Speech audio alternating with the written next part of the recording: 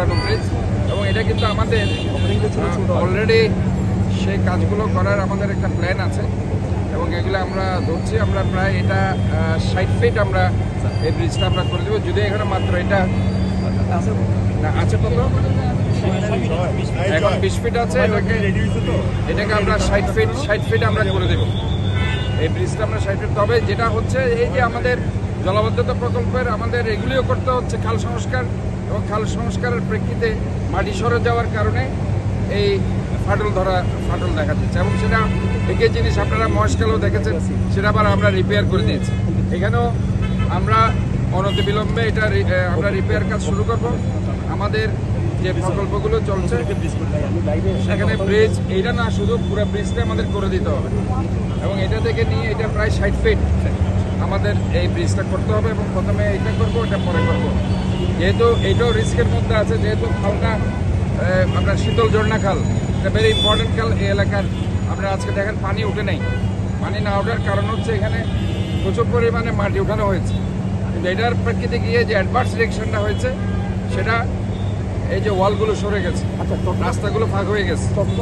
যেটা আমরা জলবদ্ধতা হয়েছে একটু এখানে চলে গেল। মূলত আমাদের শহরটা দীর্ঘদিন ধরে অবহেলিত। আমরা পুরো এলাকাটা যদি আমি বলি, শুধু শীতল ঝর্ণা খালের এই ব্রিজটা না, পুরো এলাকাটাই অবহেলিত। আমরা আস্তে আস্তে এখন কাজ করছি এবং আমাদের একটা বড় সমস্যা হয়ে গেছে বাজেটটা। ইনফ্যাক্ট এই সরকারের আমরা যে পরিমাণ বাজেট পাওয়ার কথা ছিল, আমরা এই বাজেটটাও পাচ্ছি না। এখন এই যে ব্রিজটা, আজকে যদি এই ব্রিজটার কথাই ধরব, তাহলে এটা কিন্তু 6 মিটারের একটা ব্রিজ, 20 ফিটের। এটা আমাদের এখন 60 ফিট করতে হবে। এই 60 ফিট করার জন্য আমাদের বাজেট যেটা সেটা নেই, কিন্তু তারপরে এখন অতি দ্রুত আমরা আমাদের যেটা জনগণের যে ট্যাক্সগুলো নিচ্ছি সেখান থেকে আমরা ধরেন এখানে প্রায় 9 কোটি টাকা খরচ আছে। এটা আমি দ্রুত এই পাঁচটা এখন করে দেবো, ওই পাঁচটা আমাদের করতে হবে পরে। তবে যে জিনিসটা হয়েছে, আমি এটার আসল কারণ যেটা হচ্ছে, এটা আরও সময় হয়তো লাগলো এটা হতে, বাট আমাদের যে নগরের যে এখন যে জলাবদ্ধতা প্রকল্পটা আমরা প্রায়োরিটি দিয়েছি, জলাবদ্ধতা প্রকল্প প্রায়োরিটি দেওয়ার কারণে আমাদের যে 34 ব্রিগেড, আপনারা জানেন চট্টগ্রাম উন্নয়ন কর্তৃপক্ষের যে ইঞ্জিনিয়ারিং ডিভিশনটা আছে, আর্মি ইঞ্জিনিয়ারিং ডিভিশন, ওনারা শীতল ঝর্ণা খাল সহ মহেশখাল সহ সব থেকে ভালো কাজ করেছে এবং এই খাল খননের কারণে এই এলাকাটা আগে একটু পানি উঠতো, আপনারা দেখেছেন সমস্ত ইন্ডাস্ট্রিয়াল বেল্টে পানি ঢুকে যেত। এবার ইনশাল্লাহ পানি উঠেনি, এটা কাজ করার কারণে। এবং এই কাজ করার কারণে যে ভালো দিকটা এটা হয়েছে, জলাবদ্ধতা কমেছে, অ্যাডভান্স রিয়েকশনগুলো হয়েছে যে নিচ থেকে যে মাটি ওঠানোর কারণে আস্তে আস্তে চলে গেছে।